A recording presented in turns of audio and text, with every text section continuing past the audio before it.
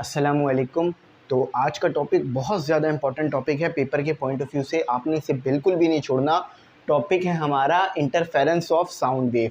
अच्छा, interference of sound wave में हम कंस्ट्रक्टिव इंटरफेरेंस पढ़ेंगे, डिस्ट्रक्टिव इंटरफेरेंस पढ़ेंगे। ज़्यादा बड़ी वीडियो नहीं होगी लेकिन बहुत बहुत बहुत इंपॉर्टेंट वीडियो है। तो चलो शुरू करते हैं।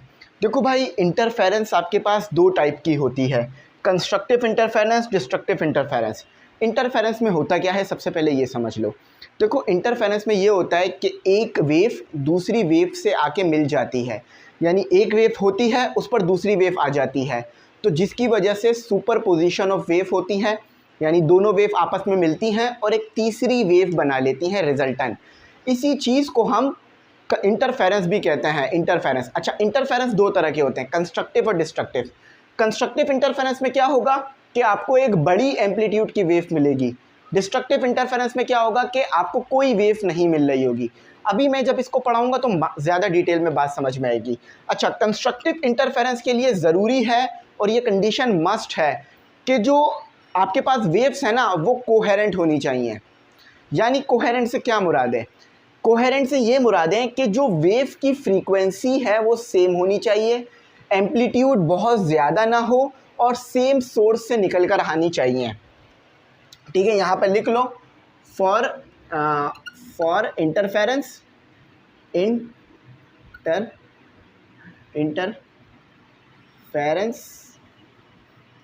We need coherent sound wave. Coherent sound wave, यही चीज़ आप लाइट वेव के अंदर भी देख सकते हो।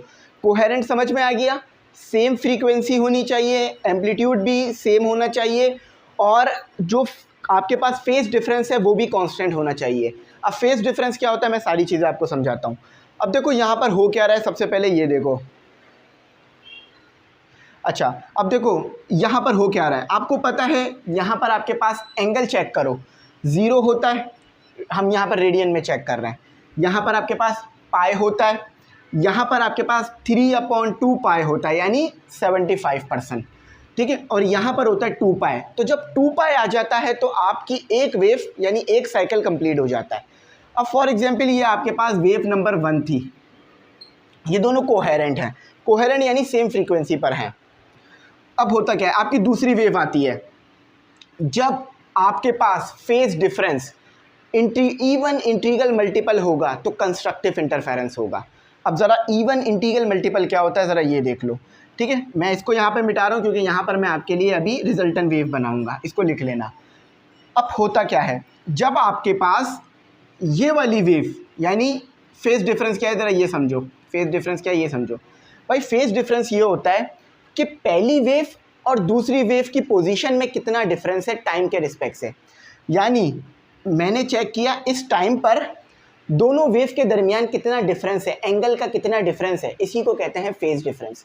ठीक है, दो तरीके से इसे समझाया जाता है, पोजीशन में कितना डिफरेंस है या एंगल का कितना डिफरेंस है। फॉर एग्जांपल ये वाली वेव अभी कहाँ पर है, ये वाली वेव आपके पास अभी 2 पाई पर है, इस पोजीशन पे किधर है 2 पाई पर है, यानी एक पूरा साइकिल कंप्लीट कर लिया, इसकी पोजीशन एक पूरा साइकिल कंप्लीट हो चुका है। अच्छा, ये वाली वेव कहाँ पर है अभी ये वाली वेव 0 पर है। ठीक है, यानी अभी इसने 0 डिस्टेंस कवर किया है, इसका एंगल अभी 0 है। ठीक है, तो ये यहाँ पर क्या है 0 है। तो फेज डिफरेंस कितना होगा आपके पास, फेज डिफरेंस देख लेते हैं। यहाँ पे मैं इसको पाई बना रहा हूँ फेज डिफरेंस। तो फेज डिफरेंस आपके पास कितना आ रहा है 0 - 2 पाई। तो अगर आपके पास फेज डिफरेंस 2 पाई - 0, क्योंकि बड़े से छोटे को माइनस करते हैं ना, 2 पाई - 0, तो अगर आपके पास फेज डिफरेंस इंटीग्रल मल्टीपल आ रहा है, अब इस 2 की जगह पर मैं n लिख देता हूँ। अगर आपके पास phase difference even integral multiple आ रहा है, इवन इंटीग्रल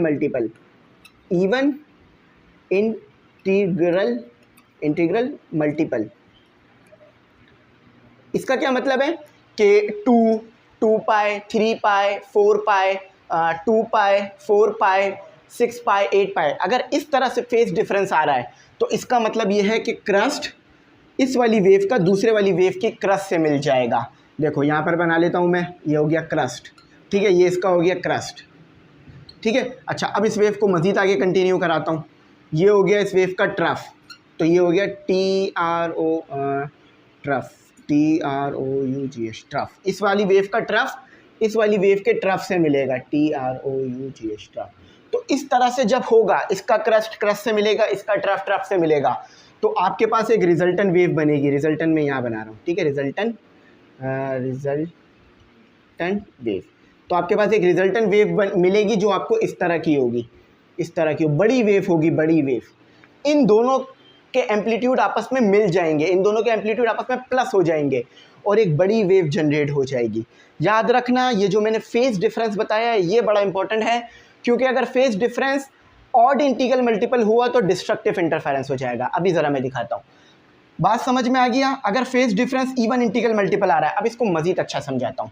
फॉर एग्जाम्पल, आपकी वेव यहाँ से शुरू नहीं हो रही है, यहाँ से आपकी वेव शुरू नहीं हो रही, ठीक है, आपकी वेव यहाँ से शुरू नहीं हो रही, आपकी वेव शुरू हो रही है यहाँ से। यहाँ पर क्या होगा, 4 पाई होगा यहाँ पर, ठीक है। क्यों? क्योंकि देखो 2 पाई और फिर एक और वेव जनरेट हो गई, एक और साइकिल आ गया, तो दूसरा साइकिल कब आएगा, 4 पाई। और यहाँ पर आपके पास यहाँ से वेव जनरेट हो रही है। अब देखो यहाँ पर थोड़ा मैं और करीब जाना पड़ेगा। अब देखो यहाँ पर आ जाओ, ये देखो, तो ये क्या हो रहा है, अब यहाँ से आपके पास वेव जनरेट हो रही है, दूसरी वेव। तो क्या होगा आपके पास 4 पाई, यानी दोबारा क्रस्ट से मिलेगा। इस वेव को अगर मैं आगे बना दूँ तो ट्रफ से मिलेगा, यानी आपके पास कंस्ट्रक्टिव इंटरफेरेंस आएगा।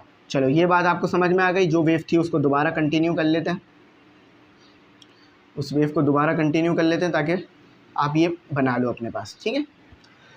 बात समझ में आ गई। ये क्या हो गया आपके पास, ये हो गया कंस्ट्रक्टिव इंटरफेरेंस,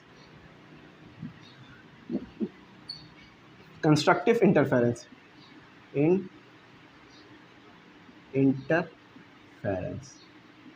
ठीक है, कंस्ट्रक्टिव। अब डिस्ट्रक्टिव इंटरफेरेंस देखो, डिस्ट्रक्टिव इंटरफेरेंस में क्या होता है, और कंस्ट्रक्टिव इंटरफेरेंस आप ऐसे भी बता सकते हो कि क्रस्ट से मिलता है, ट्रफ से मिलता है, और जो आपके पास एंगल का डिफरेंस होता है, यानी जो फेज डिफरेंस होता है, वो integral multiple even integral multiple होता है, ठीक है। ये बात याद रखना, ये बड़ी इंपॉर्टेंट है, इसे नहीं छोड़ना बिल्कुल भी। अच्छा, अब डिस्ट्रक्टिव इंटरफेरेंस क्या होता है। डिस्ट्रक्टिव इंटरफेरेंस में आपके पास क्रस्ट ट्रफ से मिल जाता है और ट्रफ जो है वो क्रस्ट से मिल जाता है, ठीक है। अब मैं ज़रा इसको दिखाता हूँ आपको, और इसमें interference, RENCE, interference, destructive interference.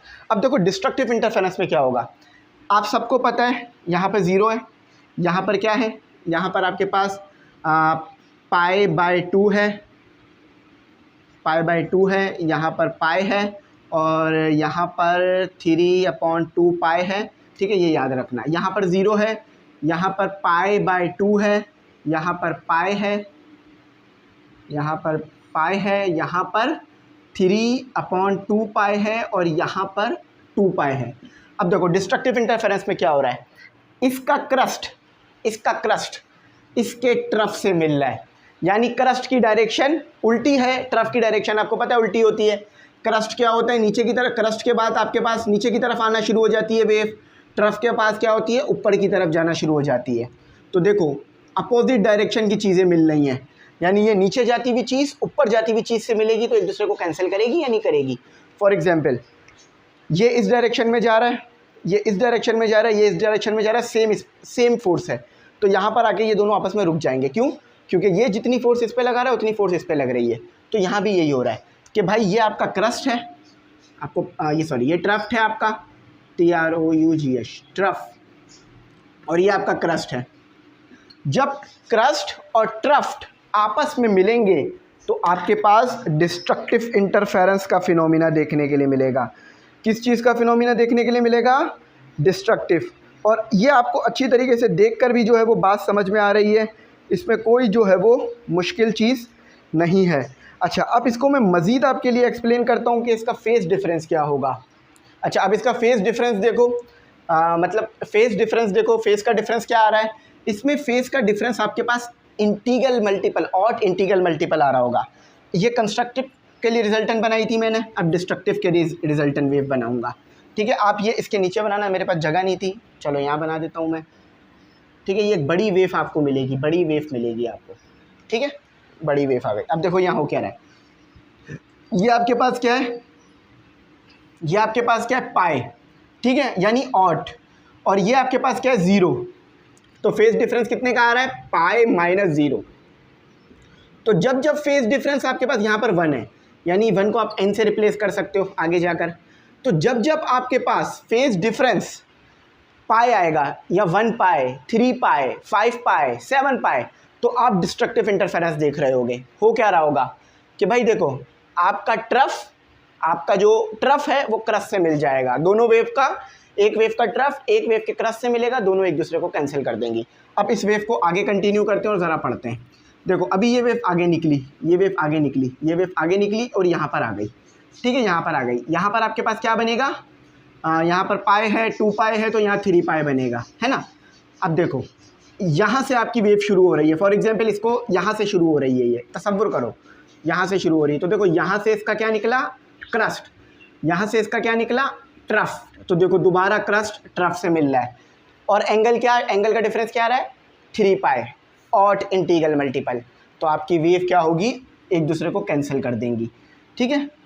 तो मैंने ये आगे भी बना के समझा दिया ताकि आपको बात समझ में आ जाए। अच्छा अब देखो odd integral multiple, integral multiple, odd integral multiple, ठीक है। इस कंडीशन को जिस बच्चे ने समझ लिया पूरा उसका टॉपिक समझ में आसान हो गया। इंटरफेरेंस के लिए क्या 2 चीज़ें ज़रूरी हैं कि आपके पास कोहेरेंट होने चाहिए वेव्स। ये वेव कोहेरेंट का मतलब क्या है, यानी फ्रीक्वेंसी सेम होना चाहिए, एम्पलीट्यूड, देखो अगर फ्रीक्वेंसी अलग अलग होगी तो ये मिलेंगी ही नहीं, जब मिलेंगी नहीं तो फिर कंस्ट्रक्टिव और डिस्ट्रक्टिव नहीं देखने के लिए मिलेगा, ठीक है। अब यहाँ पर आ जाओ, अब देखो the interference of sound wave, ये लाइट वेव भी ऐसे इंटरफेरेंस करेगी, अकर कब होगा व्हेन 2 और मोर वेव्स ओवरलैप, ओवरलैप कब होता है जब सुपरपोजिशन होती है, resulting in a reinforcement, reinforcement यानी एक नई चीज़ बनकर आएगी आपके पास, और कलेक्शन यानी 2 वेव से एक नई वेव बनेगी जो कि रिजल्टेंट होगी of certain part of the waves, these phenomena can be lead to change in the amplitude, जिसकी वजह से एम्पलीट्यूड बढ़ेगा।